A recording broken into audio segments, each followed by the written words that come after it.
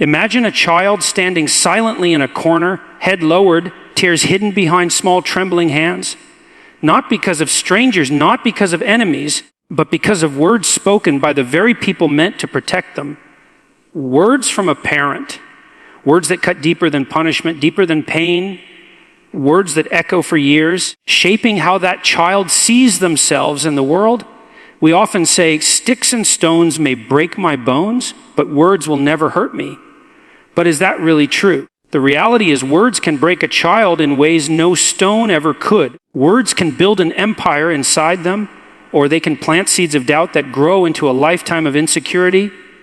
Today, we are uncovering 8 toxic things parents say to their children, phrases that may seem harmless in the moment, but leave invisible scars that last well into adulthood. From the very beginning of a child's life, words are the threads that weave their sense of self. A gentle whisper of encouragement can make a child feel capable of anything, while a careless phrase can cause them to question their worth. Identity is not something children are simply born with. It is something carefully shaped, molded, and constructed through the voices that surround them. Among all those voices, none carry more weight than the voices of their parents. When parents use language filled with love, support, and reassurance, children learn to see themselves as valuable and capable. But when those same parents use words soaked in criticism, comparison, or rejection, children absorb those words as undeniable truths about who they are. A child does not yet have the wisdom to separate a careless remark from a permanent reality. If a parent says, "Why can't you be like your sibling?" the child does not hear frustration. They hear failure. They begin to measure themselves against someone else's life, convinced that they are always falling short. That small sentence becomes a mirror, and in that mirror they no longer see who they are. They only see who they are not. Over time, these comparisons chip away at individuality. The child no longer asks, "What do I want to become?" but instead, "How do I stop disappointing the people who should love me most?" Words carry power because children believe their parents without question. To a child, a parent is not just a caregiver, they are the authority on truth itself. If a parent says, "You'll never succeed if you act like this," the child does not think, this is just their anger speaking. Instead, they internalize it as a prophecy. It becomes a script they carry into adulthood, always half expecting failure, always doubting their abilities. The voice of the parent becomes the inner voice of the child. Long after childhood is gone, the echo remains. It is in this way that words can either free a child or chain them. A single statement of belief, such as, "I know you can do this," can spark confidence that grows into lifelong courage. On the other hand, constant belittlement can trap a child in cycles of self-doubt, where even small challenges feel insurmountable. Children who grow up hearing affirmations tend to walk into the world with an unshakable sense of belonging, while those raised under criticism carry a shadow of inadequacy wherever they go. What makes this even more powerful is that words are not just sounds, they are emotional experiences. A phrase spoken with love fills the child with warmth and security, but a phrase spoken in frustration or cruelty leaves behind confusion, shame, and hurt. Imagine a parent telling a child, "Stop crying, you're too sensitive." The child does not stop feeling. They simply learn that emotions are unsafe. That vulnerability is a flaw. Years later, that same child may struggle to open up to loved ones, unable to connect deeply because they were taught to hide their heart. All of this begins not with actions, but with words. Identity is like wet clay in the early years. Every word presses a mark into that clay, shaping it slowly, silently, permanently. When a parent says, "I sacrifice everything for you," the child hears not gratitude but burden. They grow up feeling guilty for existing, believing they owe a debt they can never repay. Their sense of identity becomes tied not to who they are, but to what they owe others. And yet, when the same child hears, "I'm proud of you," they stand taller, their chest expands, and the clay of their identity hardens into confidence. It is not exaggeration to say that the way a parent speaks can determine the path of a child's future. Words either become the wind beneath their wings or the weight that keeps them grounded. Children who are told repeatedly that they are smart, kind, or capable often grow into adults who take risks, try new things, and believe in themselves. Those who are told they are failures, burdens, or mistakes grow into adults who fear risk, who play small, who doubt every achievement. The irony is that many parents say hurtful things out of frustration, not realizing that in the moment of anger, they may be rewriting the story of their child's life. The tragedy is that words are so easily underestimated. We often worry about giving children food, shelter, and education, but forget that the words we feed them can starve or nourish their souls. You can give a child the best house, the best clothes, and the best education, but if they grow up in an environment of harsh, careless words, their inner world collapses. On the other hand, even in poverty, a child who grows up hearing consistent words of love and affirmation often carries an inner wealth that no circumstance can steal. So when we say that words shape identity, it is not a metaphor. It is a reality written in the lives of millions who carry wounds from childhood phrases, and in the lives of millions more who stand strong because someone spoke life into them. Identity is not just who a person is, it is who they believe they are allowed to become, and parents hold that belief in their hands every time they open their mouths. The conclusion is simple yet profound. Words matter. They matter more than we realize, more than we admit, more than we want to believe when anger rises. A parent's words are the first language of love or the first weapon of destruction. They do not vanish into the air after being spoken. They embed themselves in memory, in self-worth, in the identity of a child. If you are a parent, a guardian, or even an influential voice in a child's life, know this: you are either building a future of courage and confidence, or you are planting a lifetime of doubt and fear. Choose your words as if they were bricks for a foundation, not daggers for the soul. Because one day, that child will look in the mirror, and what they see will be the reflection of the words you gave them. Every child needs guidance, structure, and boundaries. Without them, life becomes confusing, chaotic, and unsafe. Discipline is a parent's way of shaping character, of teaching right from wrong, of helping a child grow into a responsible and balanced adult. But somewhere along the way, too many parents mistake discipline for domination. They confuse correction with control, and in doing so, they cross a fragile line. True discipline is never meant to break a child. It is meant to build. Yet when discipline is delivered with anger, humiliation, or cruelty, it stops being correction and turns into destruction. A child who is disciplined with fairness and calmness begins to understand the connection between actions and consequences. They learn accountability. They see that choices have results, that responsibility cannot be avoided, and that rules exist not to limit them, but to protect them. But when a child is disciplined with words like, "You're hopeless," or "You'll never learn," the message is no longer about behavior. It becomes about identities. They no longer separate what they did from who they are, and once discipline attacks the self rather than the action, the lesson is lost, replaced by shame. Shame is a heavy burden for a child to carry.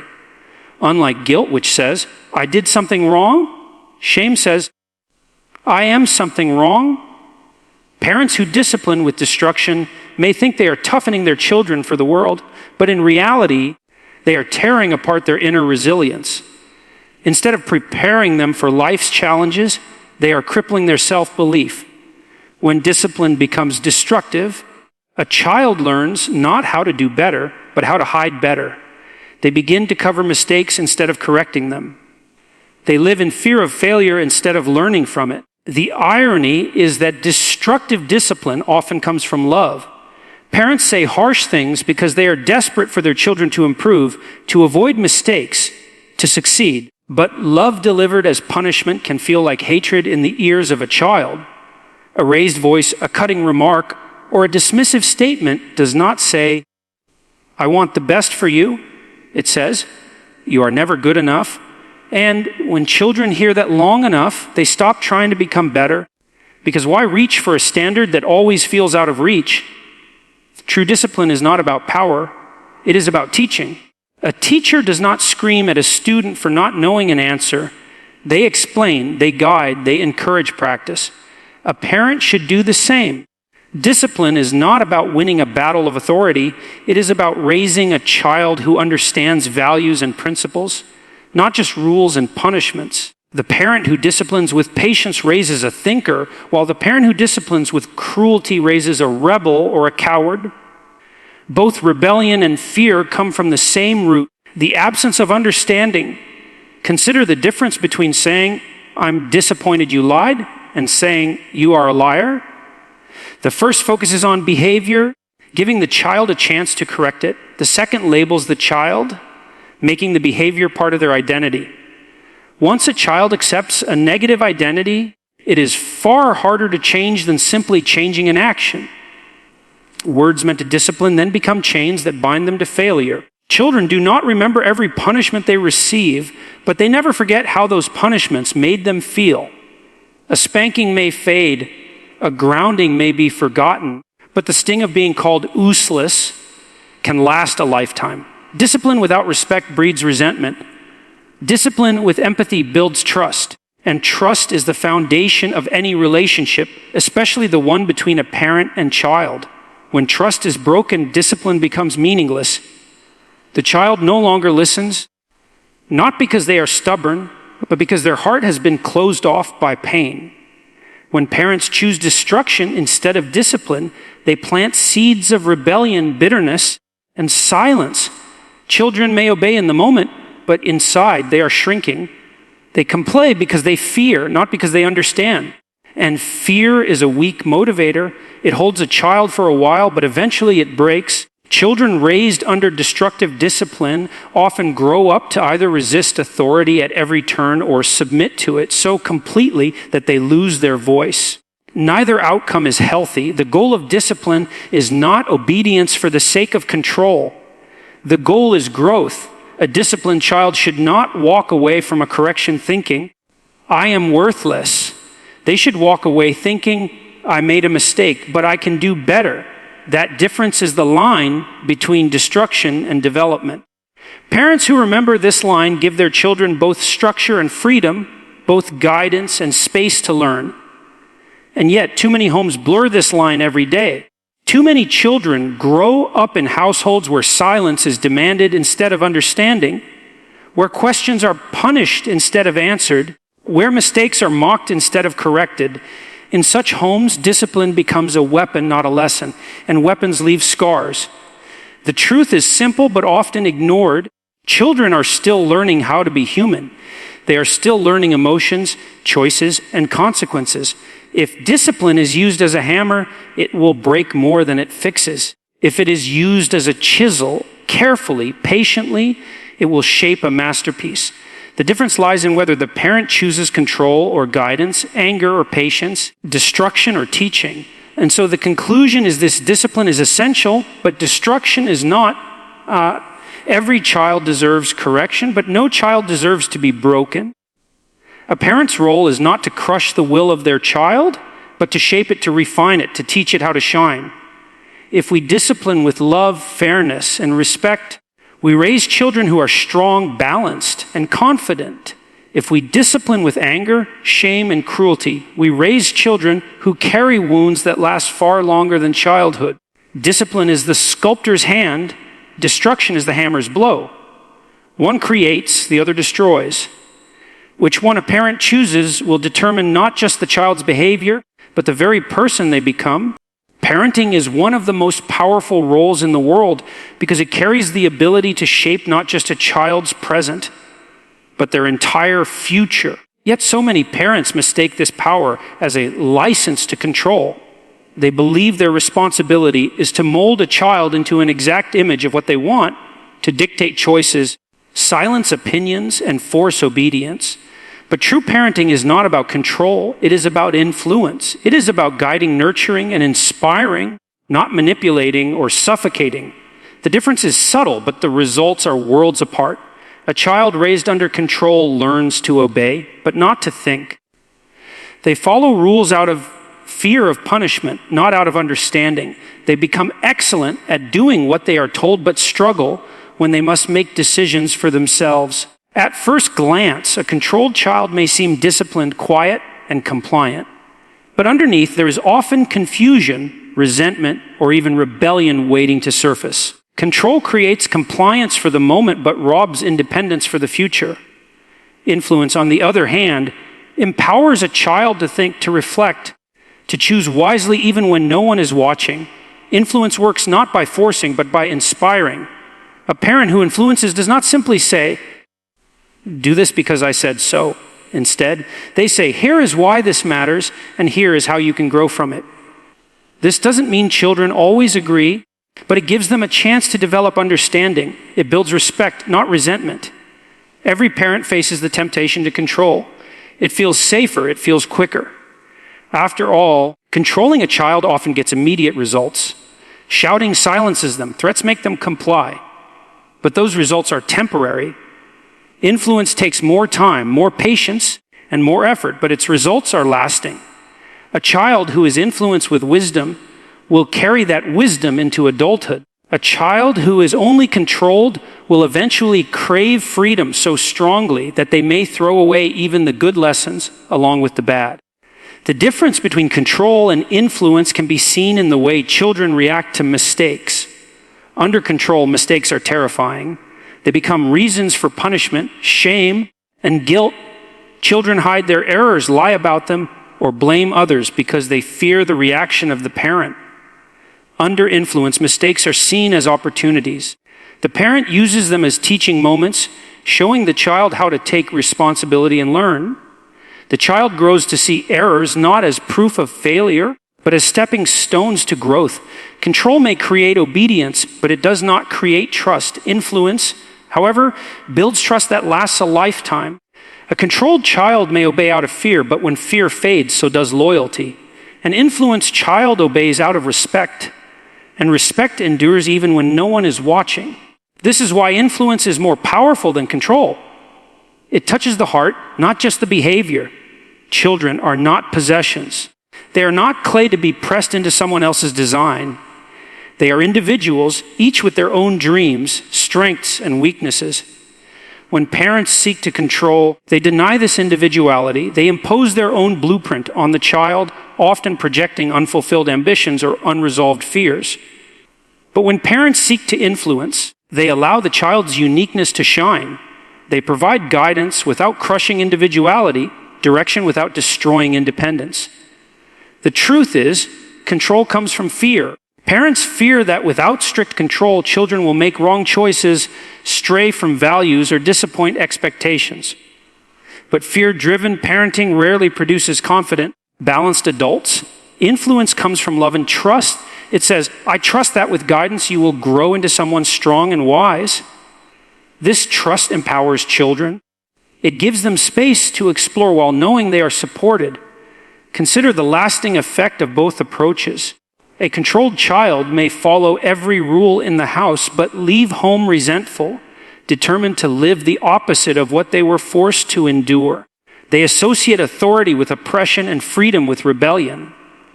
An influenced child, however, leaves home carrying the values they were taught, not because they were forced, but because they believed in them. They see authority as guidance and freedom as responsibility. Parenting as influence also means modeling the behavior you wish to see. A parent cannot scream respect into a child. They must show respect. They cannot force honesty through fear. They must demonstrate honesty themselves. Influence is powerful because it relies not only on words, but on example. Children do not just listen to what parents say, they watch what parents do. And what they see shapes them far more than commands ever could. The greatest tragedy of control is that it often breaks the bond between parent and child. A controlled child does not confide in their parents, does not share struggles, does not seek guidance, because they expect judgment, not understanding. But an influenced child sees their parent as a safe place, someone they can trust with fears, mistakes, and dreams. That trust does not end with childhood. It often extends into adulthood, creating a lifelong relationship built on respect. And so the conclusion is clear: parenting is never about creating puppets who move at command. It is about raising human beings who can stand, think, and choose wisely on their own. Influence plants values that last, control plants fear that fades. Influence empowers, control suffocates. Influence raises leaders, control creates followers. Every parent must ask themselves, do I want my child to obey me today, or do I want them to carry wisdom tomorrow? The answer to that question determines whether we are shaping fragile adults who break under freedom, or strong individuals who thrive in it. Influence is the quiet force that builds character. Control is the loud hand that crushes it. And in the end, only one of these truly prepares a child for the life they are meant to live. At the heart of it all, children are not shaped by perfection, but by presence. They do not need flawless parents. They need conscious ones. Every word spoken, every moment of discipline, every lesson given becomes part of the foundation they will carry for life. Words should build, not break. Discipline should guide, not destroy.